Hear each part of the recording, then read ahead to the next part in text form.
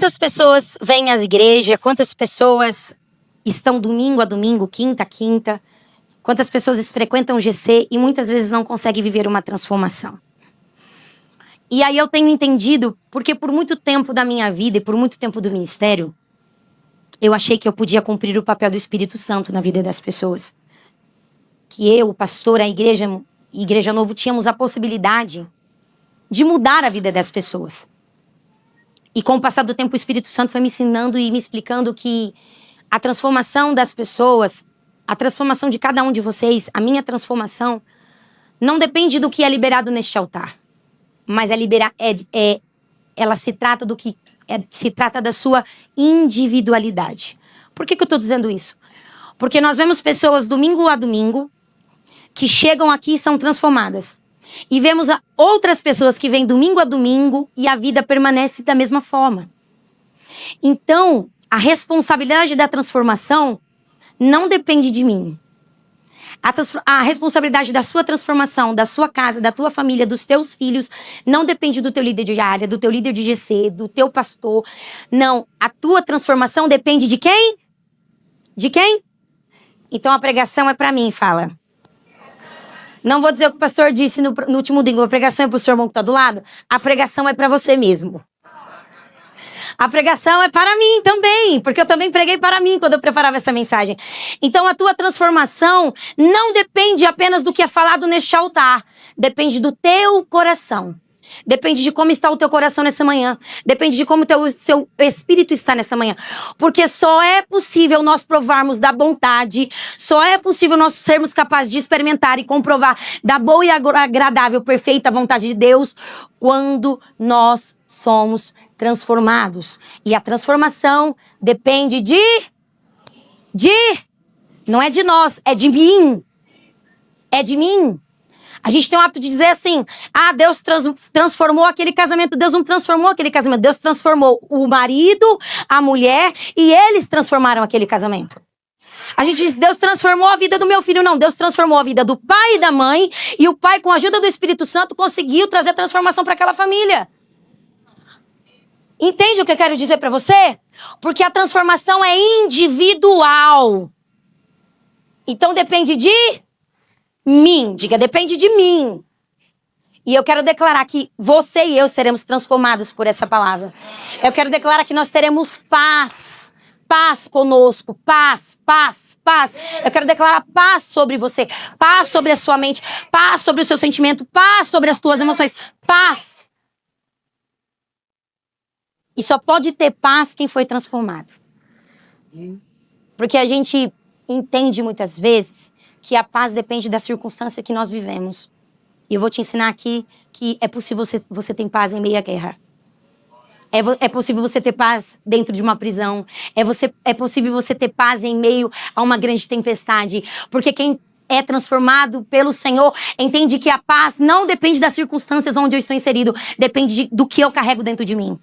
Depende da transformação que o Espírito Santo fez dentro de mim.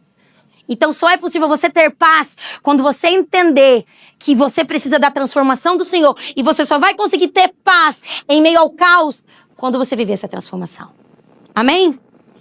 Então eu quero falar muito com você. Pastora, como ter paz comigo? Como eu busco paz para mim? Escute isso. Pare de lutar contra o que Deus criou você para ser. Pare de lutar contra o que Deus criou para você. Êxodo capítulo 4, verso 10 vai dizer assim: E disse, porém, Moisés ao Senhor: Ó Senhor, nunca tive facilidade para falar, nem no passado e nem agora, que falaste do teu servo. Não consigo falar bem. E disse-lhe o Senhor: Quem deu a boca ao homem? Quem fez o surdo e o mudo? Quem lhe concedeu vista ou tornou cego? Não sou eu, o Senhor? Agora, pois, vá e estarei com você, ensinando-lhe o que dizer. E respondeu-lhe, porém, Moisés: Ó Senhor, peço-te que envie outra pessoa. Então o Senhor se irou com Moisés e lhe disse: Você não tem um irmão Arão, o levita? Eu sei que ele fala bem. Ele já está vindo ao seu encontro e se alegrará em vê-lo. Nós vemos um homem aqui que o Senhor dá uma direção. Você será um libertador. Você vai até o Egito e vai libertar o povo que está em cativeiro. E a primeira reação de Moisés não é dizer, Senhor, eis-me aqui, eu estou à sua disposição, me usa como o Senhor quer. Ele vai dizer, Senhor, eu não consigo. Senhor, olha, eu não falava bem no passado, eu não falo bem no presente, então eu não consigo. Quando o Senhor chama Moisés para libertar o povo, ele vai dizer, Senhor, eu não consigo. E olha o que a Bíblia vai dizer, e o Senhor se irou com Moisés. Por quê? Porque eu entendo que eu tenho paz quando nós precisamos entender que nós só teremos paz quando nós estivermos inseridos dentro da vontade do Senhor. Você e eu só teremos paz como entendemos que nós precisamos estar no centro da vontade e da bondade do Senhor. Enquanto nós continuarmos lutando onde Deus quer nos colocar, nós não teremos paz. Tem muita gente que faz um esforço absurdo para não fazer aquilo que Deus pediu. Sendo que se estivesse dentro da vontade do Senhor, faria bem menos esforço. Tem muita gente que está dizendo, Senhor, eu não consigo, eu não vou, e prendendo as suas pernas do chão e dizendo, eu não posso, olhando para a capacidade humana, olhando para os dons que ele tem, olhando para os problemas que ele tem, dizendo, eu não consigo. E ele não tem paz. Por quê? Porque ele sabe que ele não está dentro da vontade do Senhor. Ele sabe que ele está vivendo uma vida a qual o Senhor não pediu para ele viver. Ele está lutando contra o chamado. E quantas pessoas estão aqui estão lutando contra o chamado que Deus entregou na mão delas? Quantos homens e mulheres aqui o Senhor já falou, o teu chamado é esse, o teu propósito é esse, o teu destino é esse, e você está dizendo, Senhor, é grande demais. Ou está dizendo, Deus é pequeno demais. Está menosprezando o chamado do Senhor. Não existe chamados pequenos, existem pessoas que se diminuem diante do chamado. Não existe chamados pequenos, existem pessoas que se diminuem diante do chamado. Olham para o chamado e falam, eu não consigo. Ou olha para o chamado e diz, Deus, será que é isso? Será que o Senhor me chamou apenas para ser uma dona de casa e cuidar dos filhos? Será que o Senhor me chamou não para ser talvez um grande empresário, mas ser um funcionário? Porque muitas vezes nós queremos apenas algo maior, algo mais elevado, mas nós não estamos nos perguntando e dizendo, Senhor, é aqui que o Senhor me quer, é no centro da tua vontade. Porque quando eu estou no centro da vontade do Senhor, eu tenho paz, paz, paz. Mas quando eu não estou no centro da vontade do Senhor, eu vivo incomodado. Eu vivo questionando, dizendo, Senhor, por quê? Por quê? Por que que o Senhor me colocou aqui? Por que que o Senhor está fazendo isso comigo? Porque quando nós não estamos no centro da vontade do Senhor, nós não temos paz. Nós não temos paz. Eu tive uma experiência com a minha filha, início do ano, Helena. Nós estávamos num restaurante comendo, viajando de férias. E começou uma chuva lascada, irmão. Pensa numa chuva, uma chuva, uma chuva. E aí, como tudo acontece, minha lente sai do olho, porque eu uso lente. E a lente no carro, uma chuva, pastor Diego, um toró, o mundo se acabando. Aí eu levantei e falei, amor, vou lá no carro. A comida do pastor chegou e falou, amor, come, eu já tinha comido. Não, eu vou lá buscar. Eu falei, não, amor, deixa que eu vou, você tá comendo, puxa. Fui lá. Helena abriu o berreiro. Eu vou com a minha mãe. Bom, quem é mãe aqui? Levanta a mão. Então, se você está grávida, se prepare. Se prepare, não julga o filho de ninguém, ok? Não julga, não. Ai, se eu fosse mãe, eu faria diferente. Não faria, você não faria. Abre o berreiro, eu quero ir com a minha mãe. Aquele escândalo, e o pastor assim, ó. Eu falei, bora comigo. Aí eu falei assim, não, fica com teu pai. Briguei com ela, bati o pé. Fica com teu pai. O mundo tá acabando lá fora. Tá chovendo, um frio lascado. Eu vou só tirar a lente. E olho aqui, olho torto. Eu desesperada, irmão. Só quem usa leite sabe como que é. E aí eu saí desesperada, deixei ela gritando no restaurante. No meio do caminho, ela me gritando, eu vou com você. Eu vou com você. E aí eu fiquei tão brava com ela, irmãos, porque tava uma chuva, o mundo se acabando. Eu olhei pra ela e falei assim, por que você não ficou com teu pai? Era muito mais confortável você ficar lá com ele. E o mundo, a chuva caindo e eu brigando com ela debaixo da chuva, irmãos. Você devia ter ficado com teu pai. Era muito mais confortável estar com ele. Agora você tá tomando uma chuva lascada, o que quer ficar comigo? O que vai mudar você ficar comigo ou ficar com teu pai? Fica com ele. Eu brava, irmãos. Isso eu procurando a lente na bolsa e brigando. E a menina assim, do meu lado, assim, ó. Sorrindo, irmão. Sorrindo. E a hora que eu tava tirando a lente do meu olho, o Espírito Santo falou assim, você deveria ser como a sua filha. Eu falei, como assim, pai? Você deveria buscar tanto a minha presença. Você deveria buscar tanto estar comigo, que mesmo que o ambiente fosse desconfortável.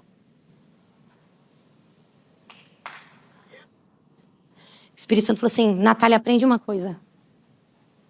Quando você está na minha presença, você pode estar debaixo de chuva. Você pode estar debaixo de um sol escaldante. Quando você está debaixo da minha presença, quando você me quer, quando você quer estar no centro da minha vontade, não importa o que está acontecendo, você quer tanto a minha presença que você tem paz. Aí naquela mesma hora ele disse, me perdoa, filha. Mamãe é um monstro. A gente tem que ser muitas vezes como criança na presença do Senhor. Você quer ter paz? Esteja dentro da vontade do Senhor. Você quer ter paz para a sua vida? Esteja onde o Senhor te colocou. Não fala como Moisés falou, Deus, eu não consigo, eu não sou capaz. Diga, Senhor, eu quero estar onde o Senhor está. Deus, eu quero estar onde o teu vento me soprar. Eu quero estar na geografia onde o Senhor me colocar. Eu quero estar no trabalho onde o Senhor me quer. Eu quero estar na família onde o Senhor me quer. Eu quero estar na faculdade onde o Senhor me quer. Eu quero estar no ministério que o Senhor me quer. Eu não quero mais viver o meu ego, o meu desejo. Eu quero estar no centro da tua vontade. Igreja Novo.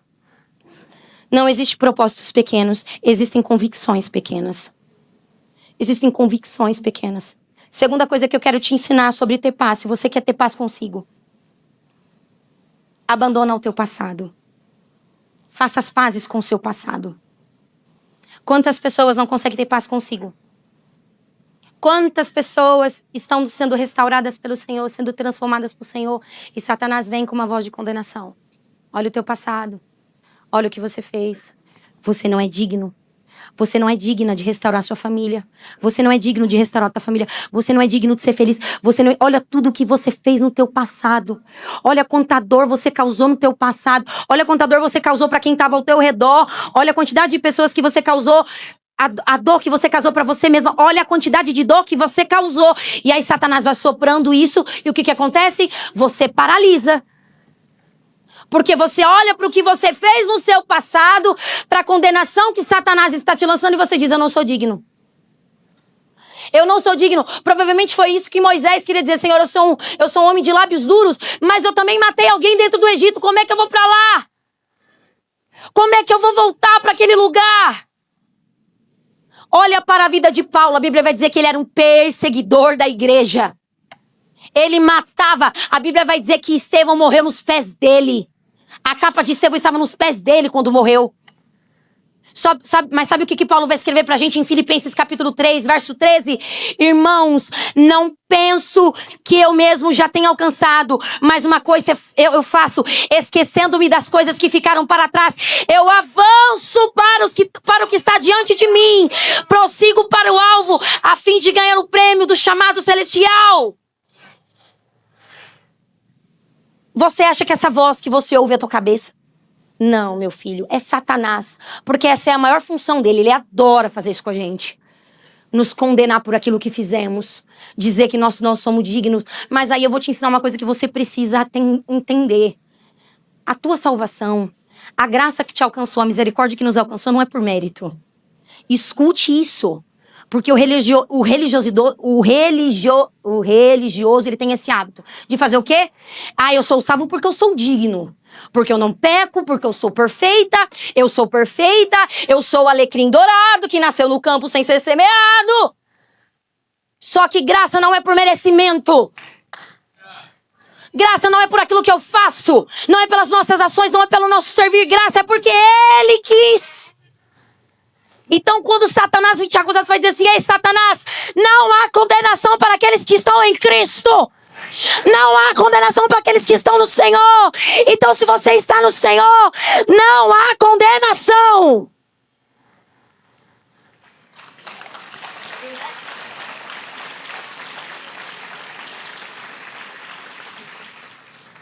Você não pode mudar o teu passado. Escuta isso. Coloca isso na tua cabeça, pelo amor do sangue de Jesus. Nós não podemos mudar o que nós fizemos no passado. Eu já ouvi coisas de pessoas que estão presas na culpa do passado. Eu até falava isso, né?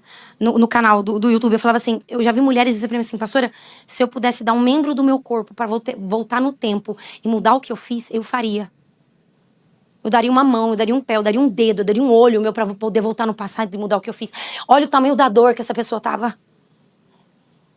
Olha o tamanho do desespero que essa pessoa... Olha o nível de condenação que Satanás... O peso da condenação que Satanás estava lançando sobre a vida dela. Eu falei, filha, você está em Cristo.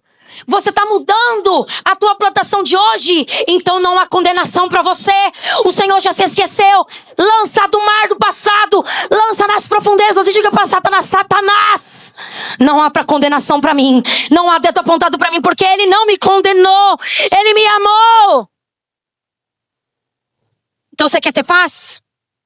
Abandona essa culpa. Abandona essa culpa. Imagina Paulo, irmãos. Imagina Paulo. Matou, perseguiu, fez tudo o que você imaginou. Imagina a culpa que esse homem não carregava. Quantos servos e homens de Deus ele não matou? Quantos homens e mulheres de Deus ele não perseguiu?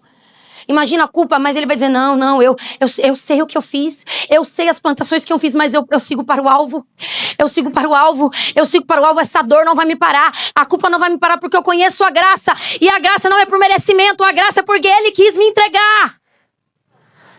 Nunca for por merecimento. Cutuca essa bonita do seu lado, esse bonito. Fala assim, ei, o que você tem, a salvação, não é por merecimento.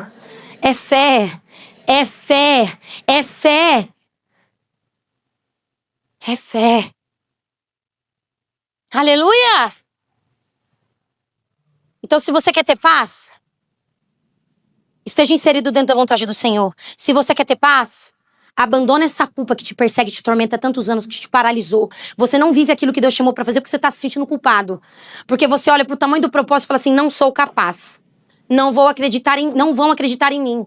Mas a árvore você conhece pelos frutos. Dê novos frutos e abandona essa culpa. Abandona essa culpa. Terceira coisa que eu quero te ensinar se você quer ter paz. Faça as pazes com as suas fraquezas. Você conhece as suas fraquezas? Olha o que 2 Coríntios capítulo 12, verso 9. Mas ele me disse, minha graça é suficiente a vocês, pois o meu poder se aperfeiçoa na fraqueza. Portanto, eu me gloriarei ainda mais alegremente em minhas fraquezas, para que o poder de Cristo repouse sobre mim. Quando Paulo está falando sobre as fraquezas aqui, pastor Lucas, ele não está falando de pecado. Não. Que muita gente usa esse discurso, né, esse versículo, para chamar a fraqueza de pecado. E não é isso que ele está falando aqui. A palavra fraqueza aqui vem da palavra limitação. Diga limitação. Você conhece a sua limitação? Porque muitas vezes quando nós chegamos ao Senhor, nós apresentamos a bandeja da força. Quando nós chegamos diante do Senhor, a gente apresenta apenas aquilo que nós somos bons, aquilo que nós somos fortes, aquilo que nós temos talento, aquilo que nós fazemos e nem percebemos que fazemos. Mas o Senhor não está preocupado e interessado na tua força. Porque quando você acha que você está forte, aí você está fraco. A Bíblia vai dizer isso. Quando nós achamos que somos fortes, aí que nós somos fracos. O Senhor não está preocupado com aquilo que você é bom. O Senhor está preocupado com a tua limitação. Então, quando nós chegamos aqui, quando nós dobramos os nossos joelhos dentro do nosso quarto, quando nós estamos na presença do Senhor, a gente não pode só apresentar nossa força. Dizer, Deus, pode me usar nisso porque eu sou bom nisso, eu oro bem, eu falo bem, eu jejuo bem, eu sou bom. Não. Quando você está diante do Senhor, apresenta suas fraquezas. Apresenta para o Senhor, Deus, essas são as minhas fraquezas. Eu vou falar para você, vou confessar algo para vocês. A minha maior fraqueza é falar. É sério. Muitas vezes eu falo, Deus, eu sou como Davi, mas muitas vezes eu sou como Moisés. Eu falo, Deus, eu não sei falar, eu não sei me comunicar, eu falo rápido. Irmão, você não tem noção da quantidade que eu já chorei na presença do Senhor. Você já apresentou essas fraquezas diante do Senhor? Ah, mas Deus, apresenta para Ele. Porque às vezes você não tem paz porque você não conhece as suas fraquezas. Apresenta para o Senhor, coloca as tuas mãos diante do Senhor e fala assim, Deus, aqui estão as minhas fraquezas. Eu sou bom em tanta coisa, mas essa área da minha vida aqui, Pai. Essa área da minha vida aqui, Senhor, eu tenho uma dificuldade muito grande. Irmãos, toda vez que eu vi o microfone na minha frente, as minhas pernas tremiam, a minha cabeça ia lá para a lua e voltava. Eu não sabia o que eu falava. Era uma fraqueza minha. Mas, pastora, você fala tanto. Eu falava bem para 2 pessoas, não para 800. E o Espírito Santo foi soprando aquilo que nós lemos. O meu poder se aperfeiçoa na sua fraqueza. Sabe por quê? Porque quando Deus nos faz vencer no dia da nossa fraqueza, quando o Senhor nos faz vencer naquilo que nós não somos bons, nós não podemos dizer, fui eu que fiz. Nós só podemos dizer, Senhor, foi o Senhor. Foi o Senhor que me sustentou. Foi o Senhor que me direcionou. Não fui eu que fiz, não fui eu que falei, não fui eu que agi, não fui eu, foi o Senhor. Então, fecha os teus olhos aí onde você está um momento. Fecha os teus olhos e faça uma reflexão nesse momento. Qual é a tua fraqueza? Qual é a tua fraqueza que muitas vezes está te impedindo porque você olha para você olha para o seu tamanho e fala, Deus, essa é minha fraqueza e eu não consigo viver. Eu não consigo desfrutar da promessa, eu não consigo acessar a promessa, eu não consigo obedecer a tua voz, porque essa fraqueza me impede de viver. Essa fraqueza me impede de viver aquilo que o Senhor tem preparado para mim. Deus não procura pessoas perfeitas, Ele procura corações disponíveis. Reconheça a sua fraqueza nessa manhã. Reconheça aquilo que é difícil para você. Reconheça aquilo que você não consegue alcançar na força do teu braço. Reconheça. Reconheça, porque é na tua fraqueza, é naquilo que você não consegue, que o poder dele desce e ele te toma e fala, agora eu vou fazer porque você depende de mim. Começa a falar pro Senhor, Senhor, essa é minha fraqueza. Quando você falar, Senhor, essa é minha fraqueza. É essa área da minha vida que eu me sinto incapaz. É essa área da minha vida que eu tenho uma grande dificuldade, Senhor. Que o Senhor pede pra mim agir, eu não consigo. É a minha maior fraqueza. Eu sou Quantas vezes nós nos sentimos inadequados, não é? Inadequados. O senso de inadequação. Eu não sou inadequado para aquilo que o Senhor está falando. Eu sou inadequado. Não, você não é inadequado. É a tua fraqueza. Apresenta para o Senhor e deixa a glória dele te cobrir. Apresenta a tua fraqueza para o Senhor. Apresenta aquilo que você tem dificuldade para o Senhor e deixa ele fazer por você. Deixa ele agir por você. Deixa ele tomar os teus lábios. Deixa ele tomar a tua vida. Quem reconhece as suas limitações não carrega dentro de si o espírito de arrogância. Escuta, quem consegue reconhecer onde é limitado, quem consegue olhar para si e dizer, Deus, essa parte da minha área, não carrega o espírito de arrogância, não carrega, mas carrega em si uma sede, uma fome pela presença do Espírito Santo, porque sabe que não vai fazer se não tiver a presença, sabe que não vai conseguir alcançar se não tiver a presença. Moisés tinha dificuldade do falar. Jeremias afirmou que era jovem. Gideão se considerava o menor da casa. Mas mesmo assim, Deus o chamou e o convocou e os capacitou. Reconhecer suas limitações não significa aceitar a derrota. Significa entender que sem Deus nós não conseguimos e dependemos da graça e da força dele. Quando eu sou fraco, é ali que o Senhor me faz forte. Escute, igreja, é quando nós estamos fracos, é ali que o Senhor nos faz forte. Reconheça as suas fraquezas, porque você só vai ter paz quando você saber onde estão as suas fraquezas. Quarto ponto que eu quero falar com você e encerrar. Faça as pazes com Deus e não espere a aprovação.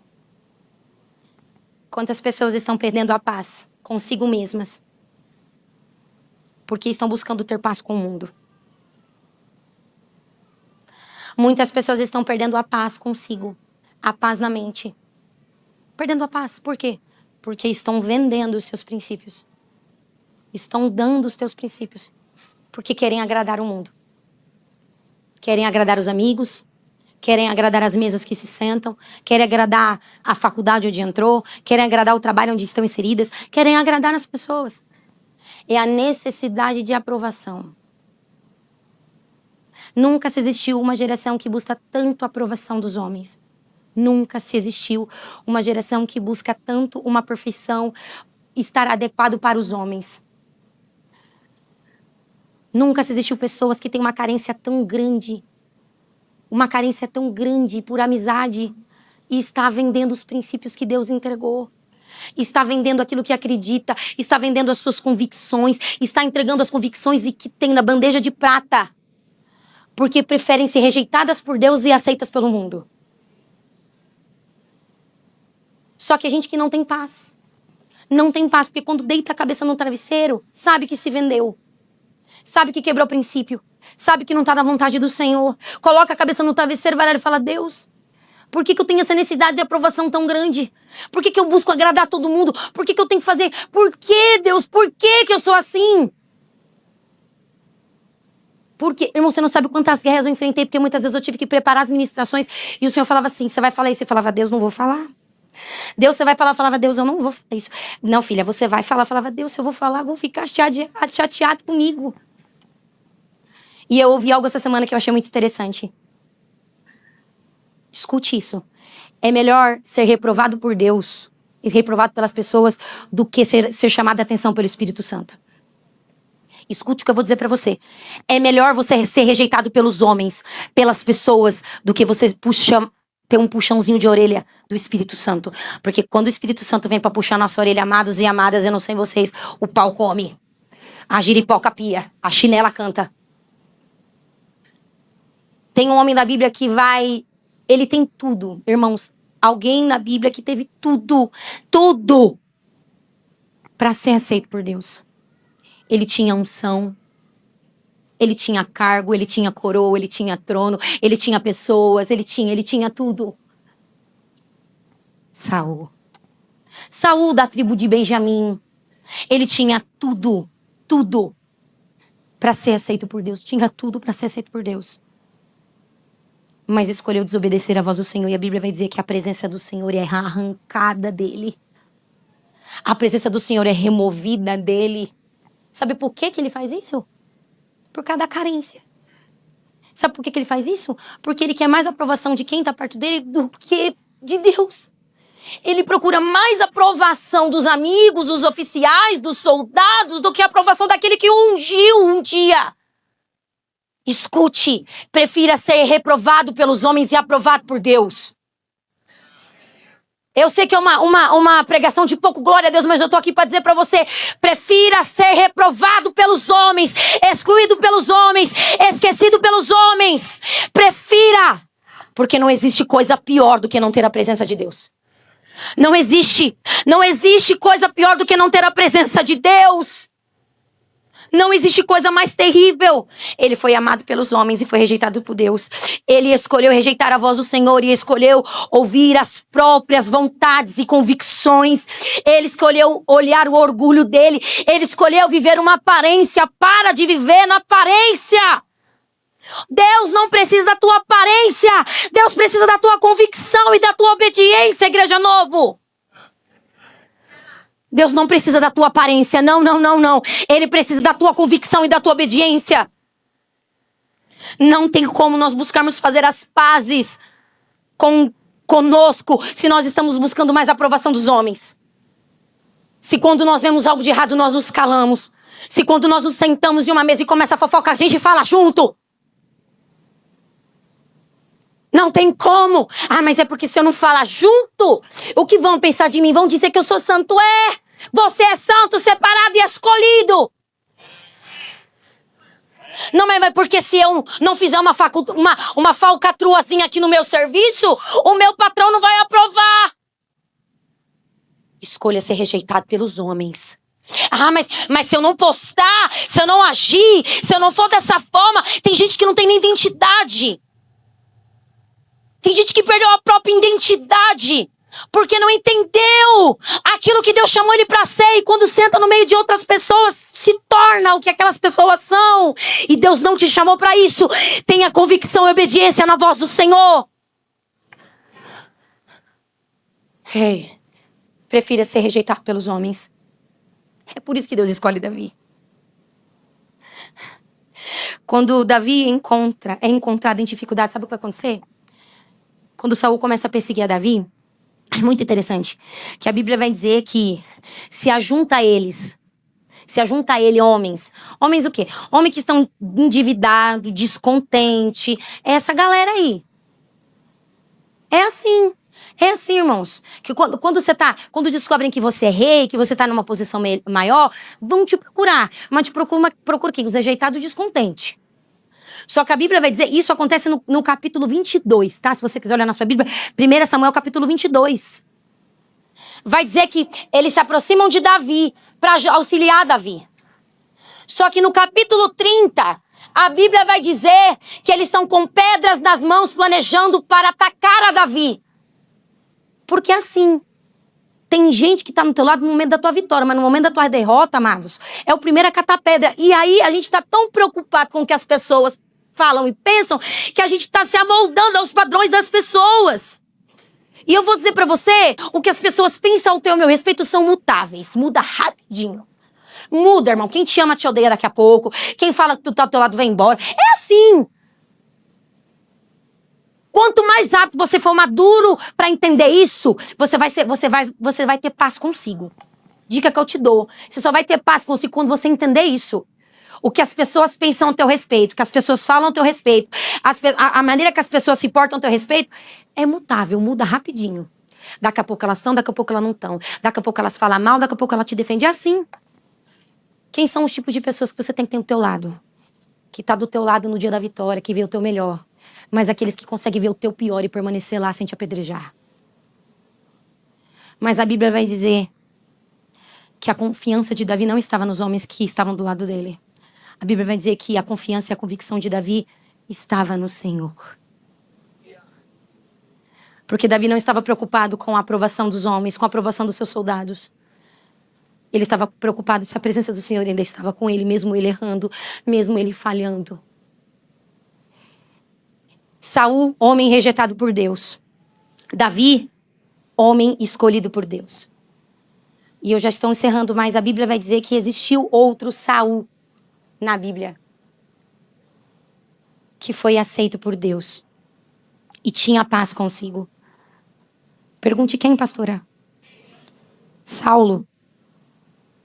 Saulo de Tarsos. Mas, pastora, não é o mesmo nome. É o mesmo nome.